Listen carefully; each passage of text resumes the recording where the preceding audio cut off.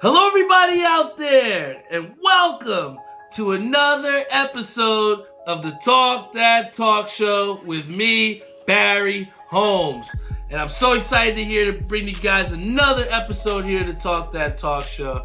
I got the DIY jersey on, so you know we got a big matchup coming up tomorrow against Pocket Kings. And I'm just trying to take some of the confidence that we built throughout the week, you know, the confidence that my teammates have into me to succeed. Then also to have the support of my brother there. And, you know, I'm just excited to come out there and do work, man. I think that, you know, the last time, you know, being able to support the team, not be in the lineup, you know, it was a different experience, but it's something that you got to do as a teammate. So, you know, to be able to put our team back in a position to make a playoff run, you know, it's something that I'm really excited about here on the bowling lanes. But, you know, once again, you know, we're coming through with another episode. Got a lot of nice things in store for you here for this episode. You know, the last couple ones that I've done a little bit solo by myself. And, you know, it's always good to have those episodes and have you guys have an in-depth of, you know, my perception and my reflections on things that have happened throughout the week. But it's also good to always have a different perception and see a different view from another standpoint. And that's what makes this show what it is, man. I'm constantly trying to learn myself and in the same time trying to help you all to learn as well too. But, you know, before we get into what I have in store for you in the show, you know, I wouldn't be Barry, Catmaster B, whatever you want to call me for the day, but wouldn't be without showing you guys some hats, man. This one right here that I got on the hat right now, snakeskin collection from New Era. You know, they've been doing a real good job of putting, you know, some pressure on some of these big hat places out there. And the big thing that they've done here is they have put some, I guess they call them the guts in these hats. The inside, we got the print from the actual snakeskin. We've seen it in the leopard collection, but I think it really does well with the green here. And then two other big-time pickups. This one is actually dropping in Hat Club tomorrow, but this is actually from the Gold Digger pack. This was back in a time where you could go to Hat Club with no reservation, no lines, and pick up stuff on the racks, man. This was a good one. It's one that I haven't seen too much wear from myself, but in those times where you got to go triple black, this is one of Jeffrey's favorite things to do, wear the all black on black hats. But I love how they put the green undervisor on this Gold Digger hat, and it's going to definitely see some use from me. But this next one right here that I scooped up from Sports World, guys, this one is an absolute heater. This is going to go into this is going to be one of my favorite Mets hat right here. Here we got the mint chocolate ice cream inspired Mets hat from Sports World, guys. This two-tone is absolutely disgusting with the teal underbrim as well, or should we say the mint underbrim. But the way they put this together, especially with the 1969 World Series patch, we saw that with Hat Club before, and then the flat batterman as well. You know, this hat is absolutely flames. It's definitely going to be heavy in my rotation. But, yo, I could talk about hats all day. But I'm just really excited to get into who I got here on the show. It's one thing about, you know, having family here, you know, living with your family and you know, trying to experience everything with them. But it's another thing when you have friends that like to extend their family with you, too. And we have a guy who I have near and dear to my heart, an Ichabod Crane, who's been here on the show multiple times. And he reached out to me and was like, yo, you know, what are you doing this Friday, man? I think I got something that you might really like. And that's the thing about having real good friends around you that want good things for you, is that it goes deeper than spending $20 on a shirt, or it goes deeper than just sharing a post. It's like when you're actually helping out to make this, you know, show go forward. You know, those are the type of people that I want to subscribe in and tune in and listen to this show every single week. So thank you, big shout out to my boy Ichabod Crane, because without further ado, the guest here that we have on the show is his brother. He has been tearing it up on the courts and is a legend in his own regard. So guys, please give it up for my boy Josh Treadwell. Ooh, what's good, bro? What's going on? How you? But I can't lie, man. When I told some of the people in the chat, I was like, "Yo, we got Josh coming on the show." They was like, "Oh shit, man!" I looked and I seen some of the clips, and bro, how I gotta know, for those people out there that don't know, he has been tearing it up in the basketball scene. He's been many places here, but we gotta start from the beginning. Where did your love for basketball really start, Josh?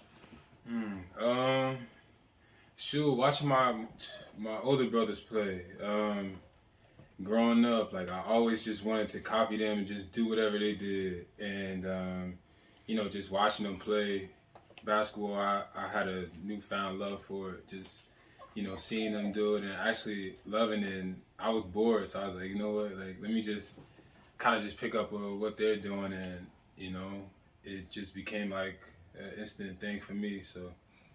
That's huge, man. And especially to have like basketball where, it's been something that I feel like for so much of us, we've all had that dream of having success at the highest stage in basketball. But, for you, you've seen to have success at many stages here. So, can you talk a little bit about, where basketball has really taken you and where the success that you've had through basketball?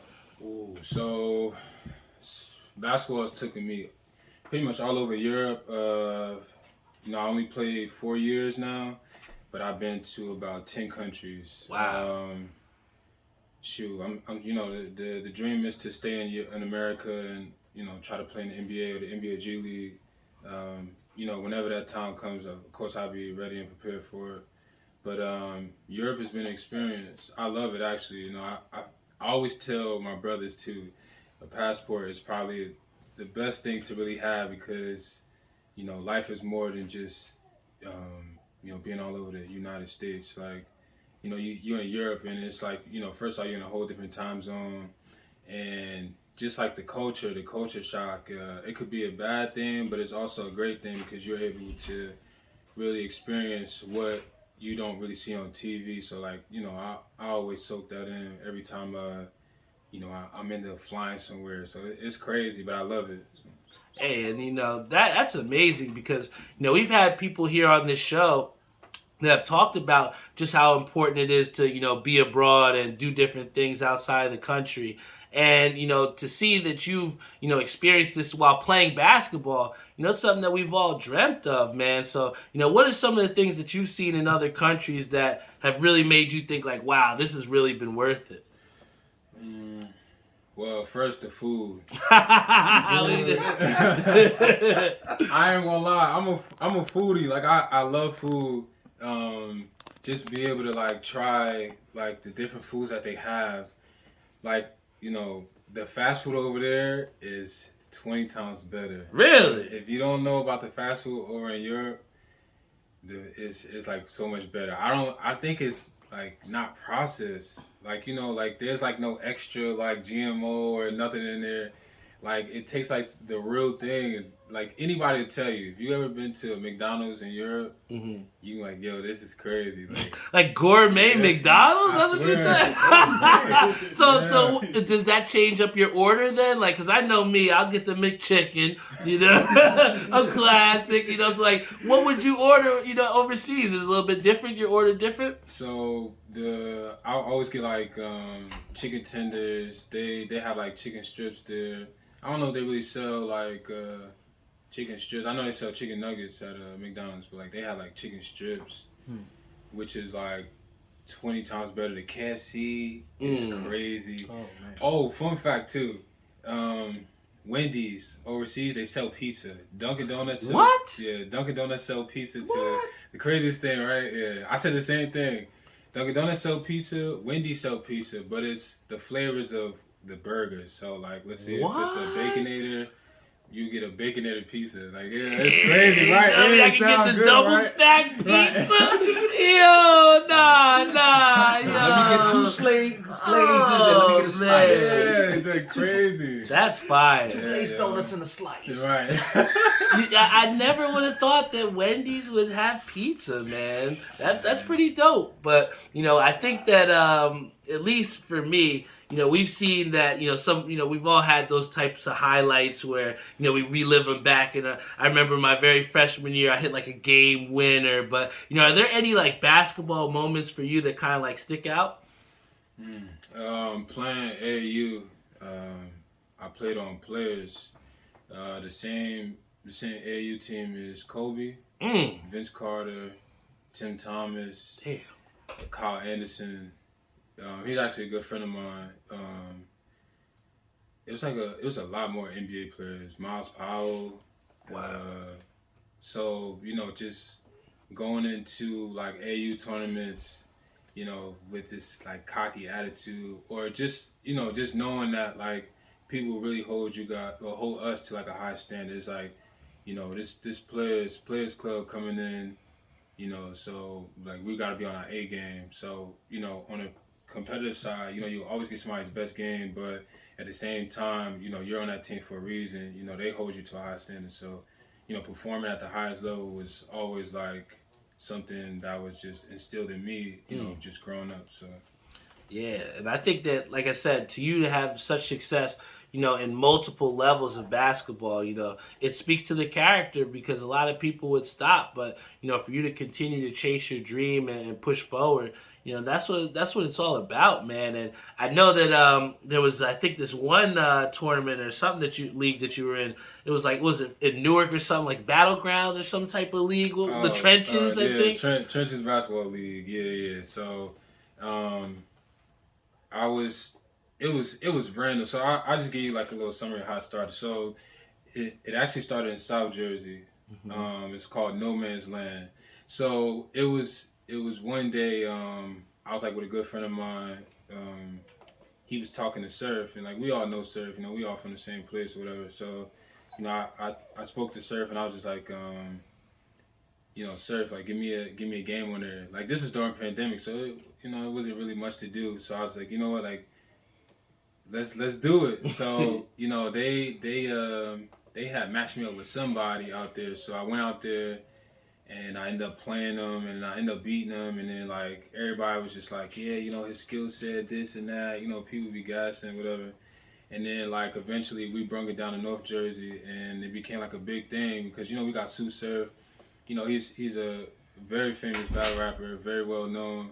So he brought that attention to just the small basketball setting and what Newark basketball is. And growing up, this is what Newark, playing basketball in Newark is like. Like you get a crowd of people, everybody smoking, and you get the little threats. Yeah, you score, we gonna get you right at the game. Like little stuff like that. But that just builds that tough and that grit in you. So like I always appreciated it because it was just good just beating the shit out of everybody. And you did, man. I mean, those clips, guys, you gotta Google, Instagram, whatever this guy, Josh Treadwell. I've seen him do some crazy shit, man. I'm telling you, the handles is tight. The jumper is wet. I mean, for your game itself, man, what do you think is like some of your strengths? Like for a team out there that's looking for, Josh Treadwell, what are the top 3 things that they're gonna get when you join their roster, man? First and foremost, I'm very versatile. I would say I'm 6'6", 6'7" with shoes, and I play the point. So like that's pretty much like how the new age of basketball is. Like everybody is tall or whatever playing positions. But I can play multiple positions. I can guard 1 through 4. My IQ is different. More importantly, like my skill set is pretty much what separates me from a lot of people. So, hopefully, my opportunity to come. But I'm more than sure that it will. Like so.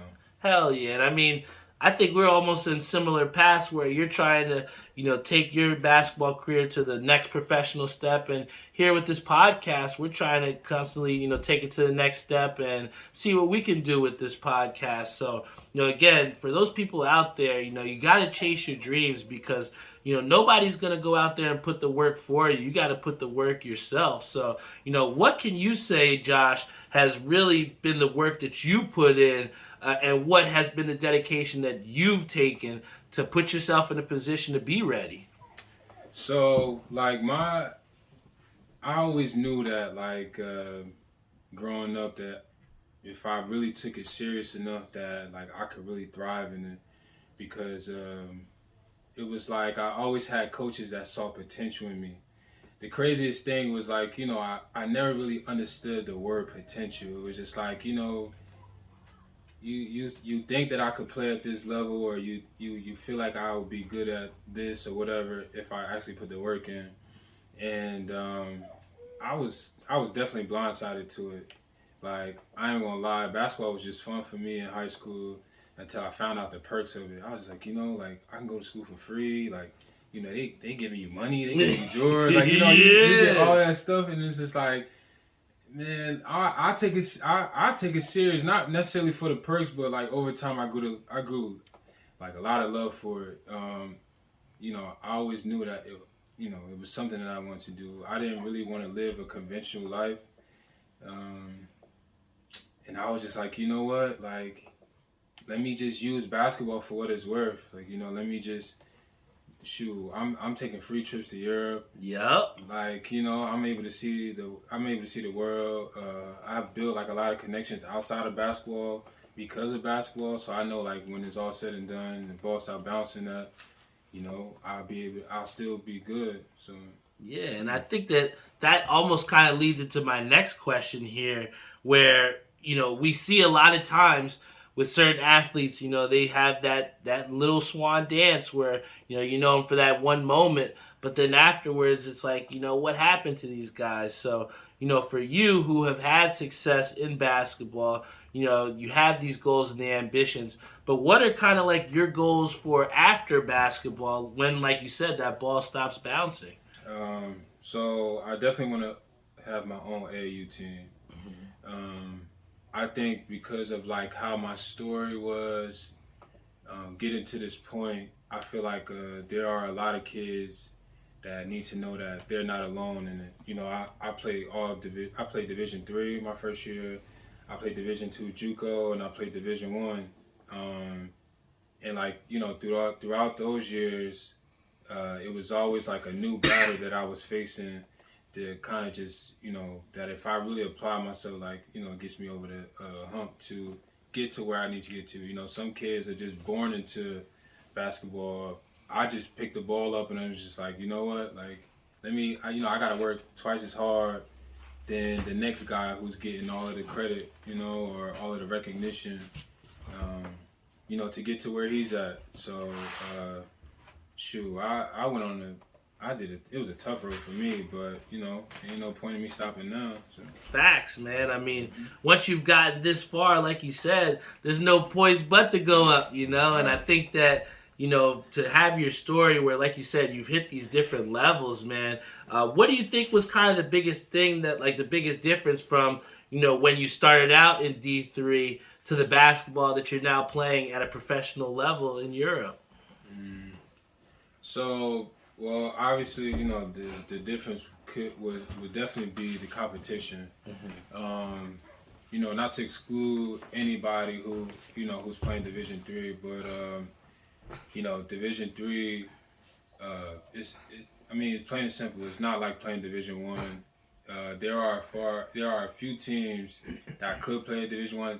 Just like there's a lot of players that can, it's really all about the opportunity, but just that camaraderie, like from playing, against guys who want to play overseas versus somebody who's like a top draft pick, every night, every game. Now you playing against somebody that's no one pick. Like, I played against Jaylen Brown, I played against Kyle Kuzma, Kyrie, Kyle Anderson. Like, I can go down the line of just like NBA players who like, who are already in that spotlight, but, also me being who I am, compete with them, knowing that like, here, I'm coming for you. So, be ready. Hell yeah.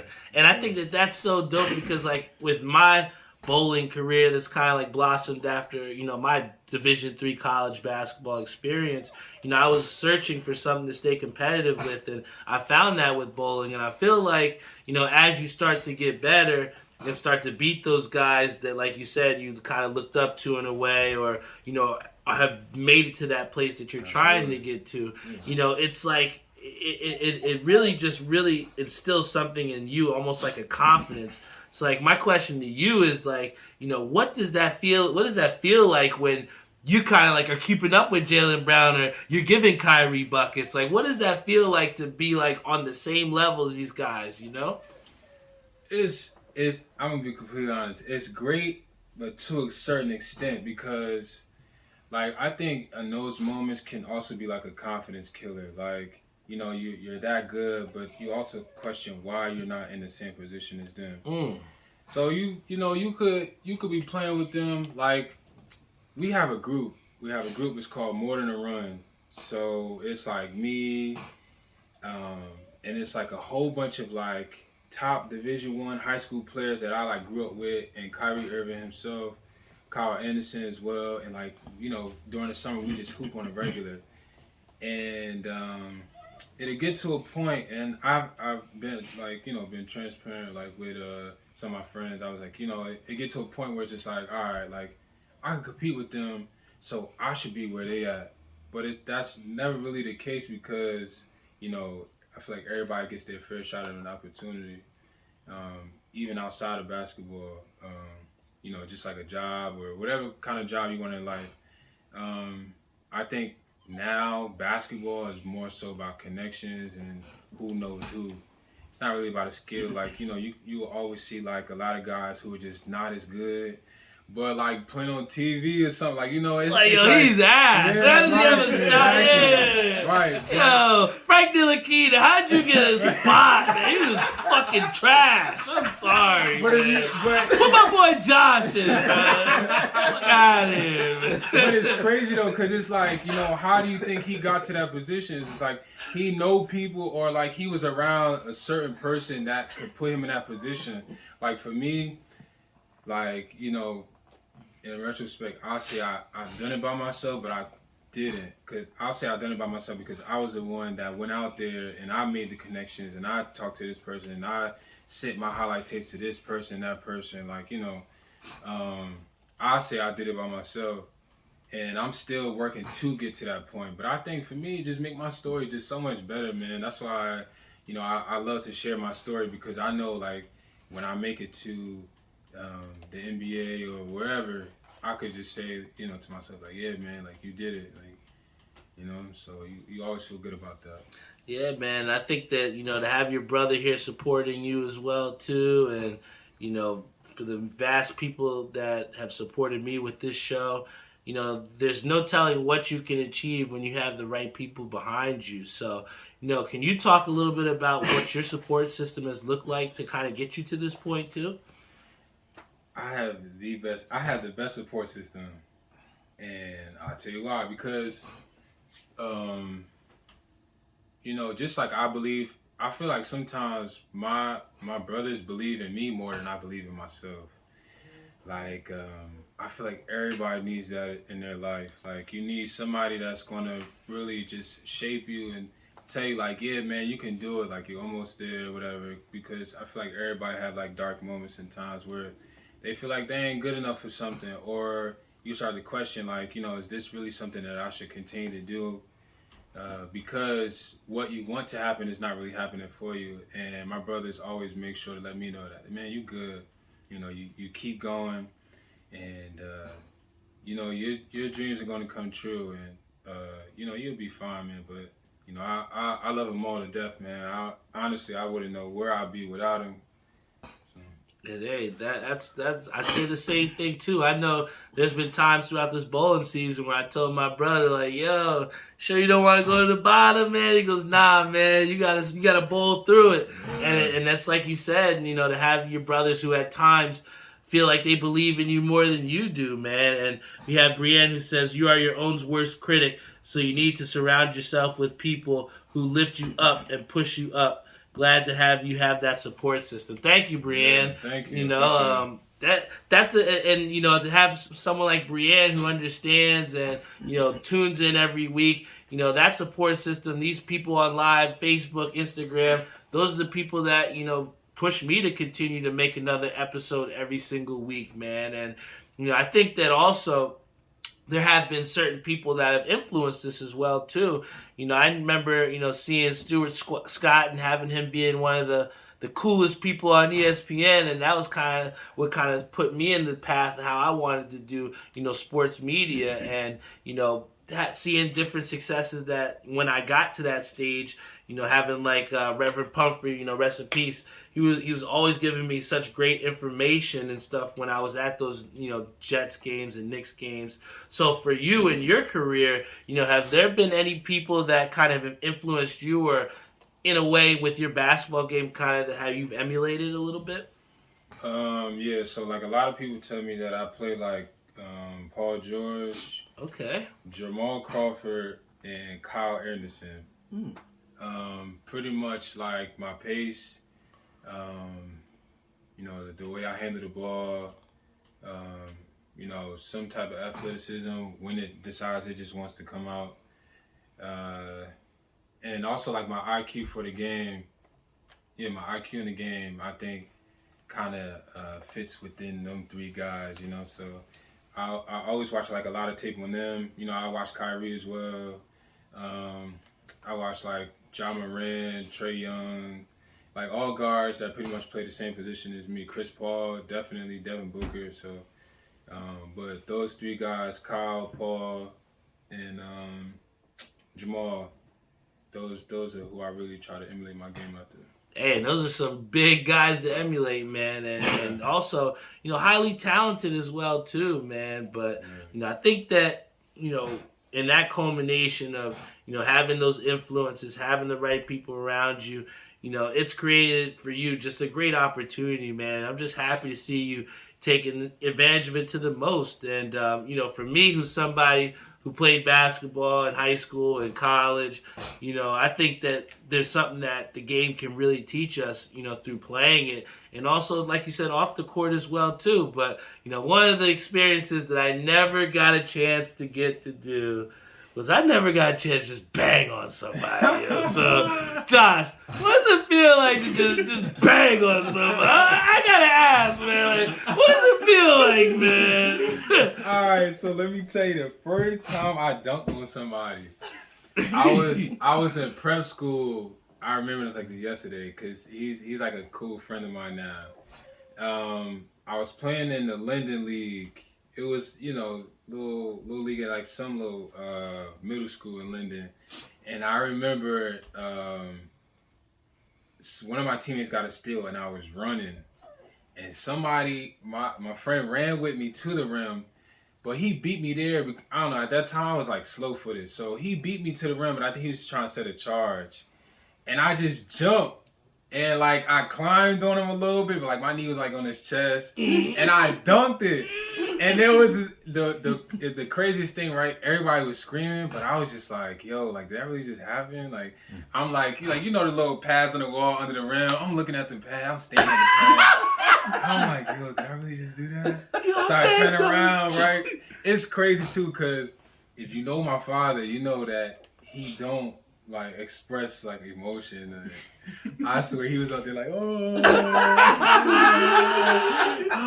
So I was like, yo, I really dunked on somebody. Like that's crazy. So now I feel like I'm like Blake Griffin or something. Like at next possession down, if you see me, just throw it up. I might catch it. I might. Yeah. Man. I tell you what, man, that's awesome, bro. Now let me ask you this: would you rather have where you just bang on somebody, or you just like snatch their soul with like a little, crossover? What would you rather have, like ankle breaker or just dunking on somebody? Ooh, I say ankle breaker. It's like that's been like my thing for years now. I feel like I have the athleticism, but I don't use it as much as I should. But the ankle breakers though, I'm trying to catch one every chance I get. Like it's. I think it's, yeah, man, it's more so just like for the entertainment part. Like the summertime is like when I really bring it out the most. Summertime, people are just coming to watch me play or whatever. So like, I always try to give them a show. Like I always try to be like one of those guys where, like people could just be like, after the game, like, yo, like Treadwell, he tough. Like he breaking people down. He doing all this. Like it's cool to like, be a part of that. So. The ankle breakers for sure. Ooh, man, I've had a couple in my time, but I'm sure not to the volume that you've had. But, I tell you what, I just want to thank you so much for coming here on the show, Josh. But, it's been a pleasure, man, and I have all the faith in you to go out there and do what you're, been destined to do, man. But for the people out there, I always like to give my guests an opportunity to, give one last piece of advice to someone that could maybe help them be a better person tomorrow. So, what advice would you have for them, Josh? So, my grandfather, before he passed, he had this thing where before, he used to live down south. So before he would leave, he would always give us like some kind of wisdom, and he'd give us like $2. So remember that Ish? He used to do that. So it was. So I remember one time he told me, I will never forget this. He said, don't let your conscience sink your ship. That's how they capsize you. So I was so young when I heard it, but I knew eventually like it'll mean something. So, if people don't really grasp that quote, it pretty much means like don't doubt yourself or put yourself at a certain level, because people now, can sense that and they will keep you at that level. I feel like the bigger you are or the bigger you make yourself out to be, people have to give you that respect level, because you are more talented than you think you are and things like that. And also, the opportunities, everybody gets, I think, three shares of opportunity. Unexpected and expected, and also one that you create for yourself. And I feel like the 3-try rule is very important in life, because one is a lesson, one is a loss, and the third one can definitely be a win if you really, put yourself out there and kind of just like, work hard towards your goals. And timing is nothing. They say 30s is the new 20s. 20s is when you figure it out. 30s is when you pretty much have everything mapped out, and your 40s is your chill years from beyond until you long gone. So anything for the 60s? For the 60s, oh yeah, you retire. You on somebody's beach. You trying to get there. Right. You on somebody's beach. You chilling at this point, man. But show you right. Right. So I say all of that to say, don't give up, man. Don't give up. Your time will come. It definitely will come. I feel like if people work hard enough, that your work will show. So just keep on going. Facts, man. I want to give a big time shout out once again to Josh Treadwell, and I think that the one thing I can say in closing here is that you always got to have a listening ear, man. I think that you never know when something is gonna, or someone is gonna say something that might change your life, man. And I will say that I want to give an extension, a big shout out to my Aunt Doris, who's celebrating her 70th birthday. And I say this to say that when I called her, I had a great conversation with her, and she always just spews the positivity into me. And one thing that she said to me is that just gotta keep trying, keep pushing. She just gives me, these very, simple but powerful phrases that really can change my thinking. And, I was a little down after, the bowling the past couple of nights. But, after hearing you, Ish, and after not Ish, Josh, but after hearing Josh, and then also, hearing the great words from my aunt on her birthday, where she was so excited to, appreciate, the day. And I think that's what she had said to me. She said, I'm just so happy to be here today. And I think that in a world where, like you're constantly, Josh, trying to, strive to, advance your professional career, and how I'm constantly trying to strive to make this podcast better and how for me to be a better person. But I think it's also important for us all to just appreciate being here and being in this space and being able to share it with people that are positive and doing the right thing as well too. So, I'm happy to have you here on the show, Josh. I wish you all the best. Thank you to everybody that tunes here on our Instagram, Facebook Live. Big shout out to our sponsors, Timmy Hugel over at Ink Parlor, and then also the Savion Gainer over at Skydive Socks. I got the best support system in the world, and so does my boy Josh. And that's how we're able to do great things, man. So I thank you all for sharing your time with us. Happy Friday, and I'll see you all next week.